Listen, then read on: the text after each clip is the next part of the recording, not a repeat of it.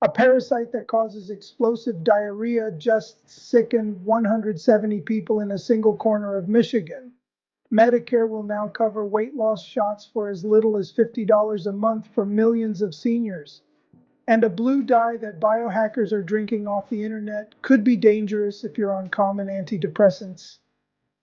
I'm Dr. Basure. This is your cardiologist brief for the week. Let's get into it. Michigan is investigating a sudden spike of cyclosporiasis, more than 170 cases in the southeast since June 22nd. Nationwide, the CDC counts at least 145 cases across 17 states. It spreads through contaminated fresh produce. Amgen recalled roughly 934,000 bottles of Corlanor used for heart failure after a foreign substance was found. The FDA labeled it a Class 2 recall. Check your lot number with your pharmacy before your next refill. The FDA approved the first gene therapy for young children with sickle cell disease on July 1st.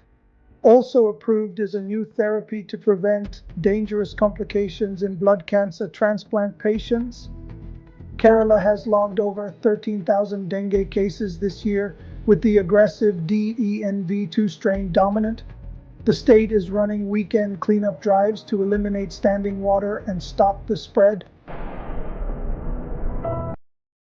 What it is? Cyclosporiasis is caused by a microscopic parasite, Cyclospora, spread through the fecal-oral route, usually via fresh produce grown or washed in contaminated water. It peaks in the U.S. every summer, but this year's Michigan cluster is far above normal. Why it's sneaky, symptoms hit hard and linger. After roughly 2 to 14 days, it causes severe, watery, explosive diarrhea, cramps, and nausea. Low appetite and fatigue follow, and untreated, it can relapse and drag on for weeks. Routine tests miss it. A standard stool culture often comes back negative. Doctors have to specifically order testing for this parasite.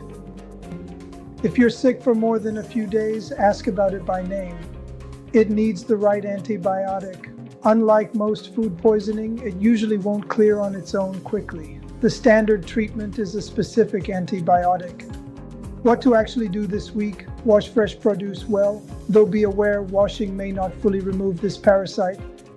So for higher risk people, cooking is the safer bet. Be extra cautious with imported fresh herbs, berries, and pre-bagged salads, which have driven past outbreaks. Practice good hand and kitchen hygiene and use safe water. Seek care and push for specific testing if you have severe or prolonged watery diarrhea. Cardiology beat: dehydration from any severe diarrhea stresses the heart and can be dangerous for older adults and heart failure patients. And anyone on diuretics or blood pressure meds, rehydrate carefully and don't tough it out.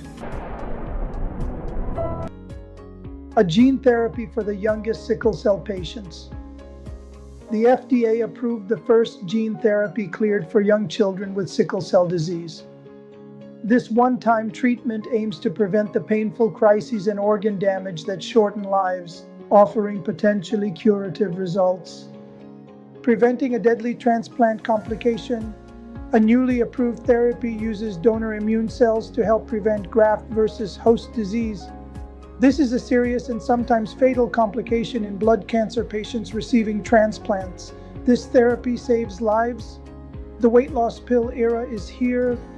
An oral GLP-1 was approved this year for chronic weight management, a pill, not an injection. Alongside a new once-weekly insulin, easier dosing means better adherence for millions, improving quality of life. And access just widened. With Medicare covering GLP-1s for eligible seniors, this class of drugs that lowers cardiovascular risk becomes reachable for far more people. As a heart doctor, the GLP-1 story is bigger than weight. These drugs are reshaping cardiovascular and kidney risk. But a pill you can actually stick with at a price you can afford is what turns science into real-world benefit. This week's focus: belly fat, the dangerous kind you can't always see. New research suggests that as we hit middle age, aging-activated stem cells drive the accumulation of deep visceral fat around your organs. This matters because visceral fat is linked to heart disease, diabetes, and Alzheimer's risk, far more dangerous than surface fat. Fortunately, it's responsive to lifestyle. Strength training, cardio, protein, fiber, and good sleep are key to moving it. Managing stress is vital. Chronic stress and high cortisol actively promote belly fat storage. Meditation and slow breathing target this driver directly. Slow breathing isn't just a soft add-on, it targets the hormonal driver of fat storage directly. Action: track your waist, not just the scale. Pair one strength session with daily movement and 5 minutes of slow breathing. The American Heart Association's updated 2026 dietary guidance makes a striking claim that heart-healthy eating combined with other healthy habits could help prevent up to 80% of heart disease and stroke. The emphasis has shifted away from strict nutrient rules toward overall patterns. Vegetables, fruits, whole grains, plant proteins, and unsaturated fats in place of saturated fats. This week's featured food: extra virgin olive oil. It's a cornerstone unsaturated fat rich in polyphenols, including a compound, oleocanthal, with natural anti-inflammatory activity. Swapping butter or refined oils for extra virgin olive oil is one of the simplest, best evidenced upgrades for your heart and blood vessels. And the thing to cut: a June study found that eating more ultra-processed food was linked to poorer attention and slower mental processing, even in people who otherwise ate healthily. These foods don't just affect the waistline, they may dull the brain. This week's challenge: make one swap, cook with extra virgin olive oil instead of butter, and replace one ultra-processed snack with a whole food option: nuts, fruit, yogurt. The latest wellness trend: methylene blue. It's a bright blue dye influencers are drinking as a brain booster, claiming it improves focus and longevity. The truth is, it's a century-old medicine used in hospitals for specific blood disorders, and there's real research into its effects on mitochondria. But here's the alarm: it's a potent MAO inhibitor. If combined with common antidepressants like SSRIs, it can trigger life-threatening serotonin syndrome. Plus, internet versions are unregulated in dose and purity. It can even interfere with blood oxygen readings in a medical emergency. The safer move: if you want those brain benefits, exercise and sleep provide them naturally and for free. The verdict: red. This isn't a casual supplement. It's risky if you're on medication. Talk to your doctor first. This week, VO2 max, the single strongest fitness predictor of how long you'll live.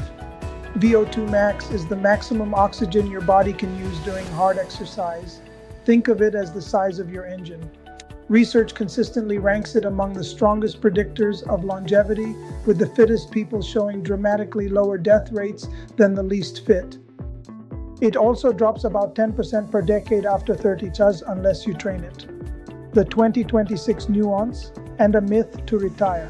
Zone 2 Easy Cardio became the longevity darling, but recent reviews are clear. Don't do only Zone 2.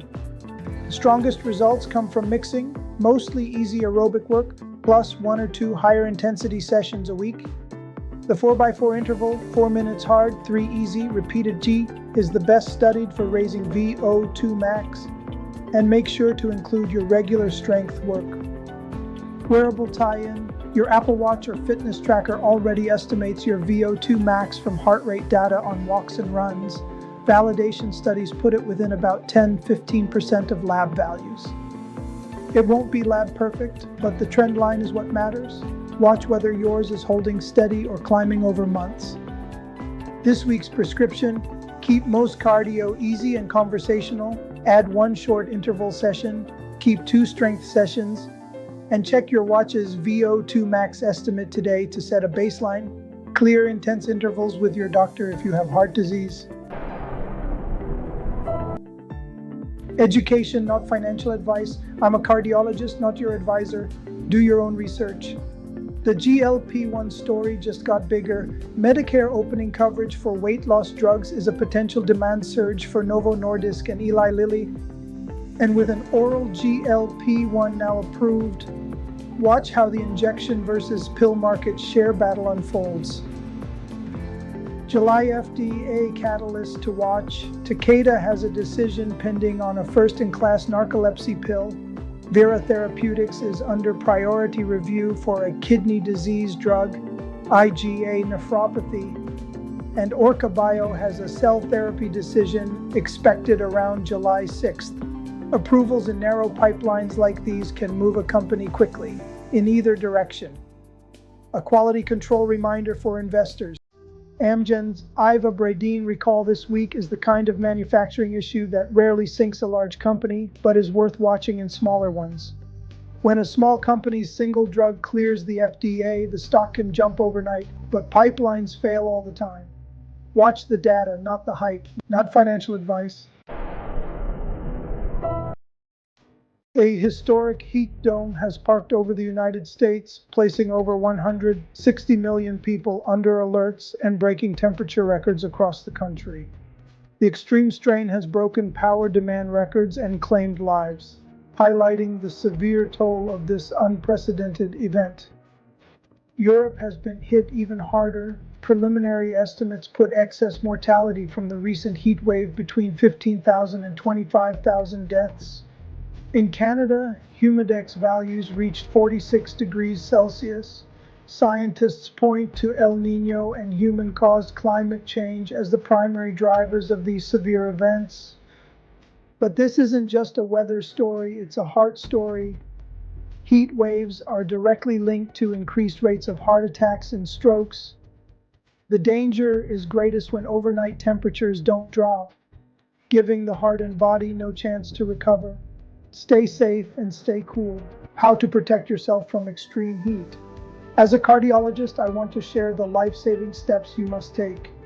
Everyday prevention is key. Hydrate before you're thirsty and avoid the midday sun.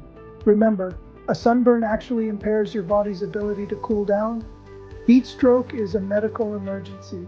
If you see a high body temperature or confusion, call emergency services immediately. Cool the person aggressively with ice or water while you wait. For heart patients, heat forces your heart to work much harder. If you take diuretics or beta blockers, don't stop your meds, but do consult your doctor on hot weather precautions. If you feel palpitations or chest pains, seek care immediately. Stay cool and protect your heart.